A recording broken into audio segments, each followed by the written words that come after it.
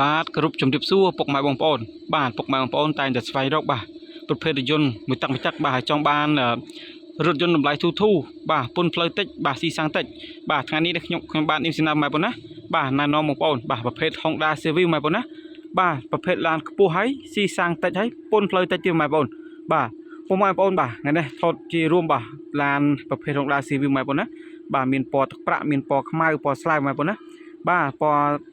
ខ្មៅមុខខ្ញុំនេះគឺឆ្នាំ97ម៉ែបងបាទឆ្នាំ97ពណ៌ខ្មៅបាទឡានរៀបចំហើយមកស្អាតស្អាតមកខ្ចីញញអស់ម៉ែបងបាទពុកម៉ែបងប្អូនស្រឡាញ់ពេញចិត្តអាចមកមើលបានម៉ែបងណាបាទឬបងប្អូនអាចតាមដានជាមួយខ្ញុំបាទ5 6ទេខ្ញុំថតជូនបងប្អូនទស្សនាបាទមកគ្រឿងនេះពុកម៉ែបងណាបាទតម្លៃធូតម្លៃទុនបាទឡានទៅប្រវាយដោពីអ្នកជិះមកម៉ែបងណាបាទបងប្អូនយកទៅរៀបចំឬក៏ថែមថយទៀតជួយបាទជិះបានទេម៉ែបងបាទសត្វឡានថ្មីឡានស្អាតបាទពណ៌ទឹកប្រាក់នេះឆ្នាំ97បាទផ្លាកលេខវិញថ្មីស្អាតម៉ែបងបាទជន់វែងអស់ហើយបាទ10គុត88បាទលេខបូក9គ្រាប់បាទឡានថ្មីឡានស្អាតសំណុំមែនតើខ្ចីញ៉ៃម៉ែបងបាទមកគ្រឿងទៀតម៉ែបងបាទពណ៌ខ្មៅបាទពណ៌ខ្មៅក៏មានស្លែក៏មានទឹកប្រាក់ក៏មានម៉ែបងណាបាទមានច្រើនជំរឿសមែនតើបងប្អូនចង់ទិញដាច់ក៏បានវាយដោកបានម៉ែបងណាបាទពណ៌ខ្មៅមួយគ្រឿងនេះអែមម៉ែបងណាបាទលេងជាគៀងគុជផ្លាកលេខវែងទឹកថ្នាំអីនៅថ្មីនៅស្អាតរៀបចំប៉ូលាបោកពុកលាម៉ាស៊ីនឲ្យអស់ម៉ែបងបាទពុកម៉ែបងប្អូនស្រឡាញ់ពេញចិត្តអាចអញ្ជើញមកដល់ទីតាំងខ្ញុំផ្ទាល់បានពុកម៉ែបងប្អូនបាទទីតាំងនៅខាងភ្នំពេញនៅខាងចំចៅឬបងប្អូនអាចតំណងសាកសួរតាមរយៈបាទលេខទូរស័ព្ទនៅខាងក្រោមវីដេអូបានម៉ែបងប្អូនមាន3ប្រព័ន្ធបាទខ្មៅនេះបាទលេងកង់លេងយ៉ាន់លេងឈ្នន់នេះម៉ែអែមអស់ហើយបាទហើយបងស្រឡាញ់ពណ៌ខ្មៅបងប្អូនមកមើលពណ៌ខ្មៅបាទពណ៌ស្លាយក៏មានម៉ែបងប្អូនបាទពណ៌ស្លាយនេះឆ្នាំ97ដូចគ្នាម៉ែបងប្អូនណាបាទសិតតឡានរៀបចំឲ្យស្អាតបងប្អូនបាទ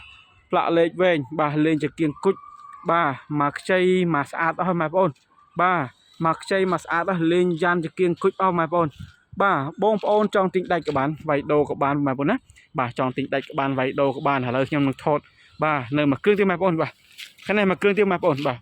មកគ្រឿងនេះពណ៌ទឹកប្រាក់ដូចគ្នាម៉ែបងប្អូនណាបាទពណ៌ទឹកប្រាក់បាទឆ្នាំ97ដូចគ្នាបាទសិតតឡានថ្មីឡានរៀបចំឲ្យមកស្អាតអស់ហើយចាំតពុកម៉ែបងប្អូនទិញឲ្យយកទៅប្រើប្រាស់ម៉ែបងប្អូនណាបាទសំណុំថ្មីស្អាតអស់ម៉ែបងប្អូនបាទទឹកថ្នាំសាច់ដែកកលុកកលៀតអីលេបាទមកយ៉ាន់នេះមកស្អាតអស់ហើយបាទពុកម៉ែបងប្អូនបាទយើងទិញមួយគ្រឿងយកទៅប្រើប្រាស់ម៉ែបងប្អូនណា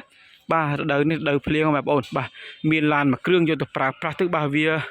ជីស្រួលបាទវាមិនត្រូវក្តៅវាមិនត្រូវភ្លៀងបាទសុវត្ថិភាពគ្រួសារបាទពុកម៉ែបងប្អូនចង់ធ្វើដំណើរទៅណាទៅណីវាស្រួលពុកម៉ែបងប្អូនណាបាទមានឡានសេរីនេះមួយគ្រឿងបាទហើយកម្រិតនៃការស៊ីសាំងម៉ែបងប្អូនណាបាទកម្រិតនៃការស៊ីសាំង100គីឡូខ្ទង់តា7ទៅ8លីត្រម៉ែបងប្អូនបាទស៊ីសាំងតិចបាទពុនផ្លូវក៏តិចម៉ែបងប្អូនបាទបងប្អូនចាំមើលពុនផ្លូវជាមួយខ្ញុំបាទខ្ញុំថតបង្ហាញដល់ពុនផ្លូវលើបងប្អូនណាបាទមួយគ្រឿងនៅថ្មីស្អាតដែរបាទសំណុំស្អាតដូចគ្នាបាទពណ៌ទឹកប្រាក់ក៏មានពណ៌ស្លាយក៏មានបងប្អូនបាទសត្វតឡានថ្មីស្អាតហើយពុនផ្លូវម៉ែបងប្អូនបាទពុនផ្លូវវិញមួយឆ្នាំទៅ100000ម៉ែបងប្អូនណាមួយឆ្នាំ100000បាទឈៀក2027ឯកសារពុននាំចូលមានមកកាផ្លេអស់ម៉ែបងប្អូនបាទឈៀកពុនផ្លូវមានមកកាផ្លេអស់ម៉ែបងប្អូនណាបាទឡានប្រភេទ Honda Civic ម៉ែបងប្អូនណាមួយឆ្នាំយើងបងពុនទៅ100000ទៀតម៉ែបងប្អូនបាទមួយឆ្នាំយើងបងពុនទៅ100000ទៀតម៉ែបងប្អូនណាបាទឥឡូវចាំមើលបងខ្ញុំណែនាំបងប្អូននៅផ្នែកខាងក្រៅម្ដងបាទបាទបងប្អូនបាទបងប្អូនឃើញទេបាទឡានគឺនៅថ្មីនៅសំណុំនៅស្អាតណាបាទបងប្អូនស្រឡាញ់ CRV មើល CRV បានបាទបងប្អូនណាបាទពណ៌ស្លែ97ឡានលេងកង់លេងយ៉ាន់បាទប៊ីហ្គាអីលេងមកស្អាតអស់បងប្អូនណាបាទលេងប៊ីហ្គាកតុយត្រីផ្លាកលេខស្អាតទាំងមុខទាំងក្រោយបាទកងសកូអីនៅមានមកកាផ្លេបាទឯកសារគ្រប់បាទឡានមានពុនត្រឹមត្រូវឯកសារគ្រប់បងប្អូនអាចមកមើលបាទមកមើលជាក់ស្ដែងបាទស្រឡាញ់មួយណាយកមួយនោះបងប្អូនណាបាទឡានថ្មីស្អាតណាហើយបងប្អូនបានទស្សនាបាទកុំភ្លេចបាទជួយ like ជួយ share រាល់វីដេអូរបស់ខ្ញុំបាទបងប្អូនណាដើម្បីបានវីដេអូថ្មីពីខ្ញុំបាទនេះចំណាបន្តទៀតបងប្អូនបាទស្រឡាញ់ពណ៌ទឹកប្រាក់មកយកពណ៌ទឹកប្រាក់បងប្អូនបាទពណ៌ទឹកប្រាក់នេះនៅថ្មីសំណុំស្អាតជាគៀងអត់មានបែកបាក់ទេបាទសបកកងអីនៅថ្មីនៅកាឡានៅស្អាតបាទកាឡានៅថ្មីស្អាតសាច់ដែកនៅស្អាតបាទលេងក្រមមេដៃទ្វីឲ្យអស់ហើយបាទពុកម៉ែបងប្អូនបាទលឿនឡើងបងប្អូនណាបាទឡានមាននៅស្តុបមាននៅឃ្លាំងស្រាប់បាទបងប្អូនមកមើលជាក់ស្ដែងតម្លៃអីអាចចរចាគ្នាបានជាក់ស្ដែងបងប្អូនណាបាទសត្វតឡានថ្មីឡានរៀបចំឲ្យមកស្អាតអស់ហើយបាទជាចុងក្រោយខ្ញុំក៏សូមអរគុណដល់ពុកម៉ែបងប្អូនណាដែលបានតាមដាននិងគាំទ្ររាល់វីដេអូរបស់ខ្ញុំបាទបងប្អូនណាបាទបងប្អូនស្រឡាញ់ពេញចិត្តបាទជួយ share រាល់វីដេអូរបស់ខ្ញុំបាទបងប្អូនបាទ បីបានវីដេអូថ្មីពីខ្ញុំបាទបន្តទៀតបងប្អូន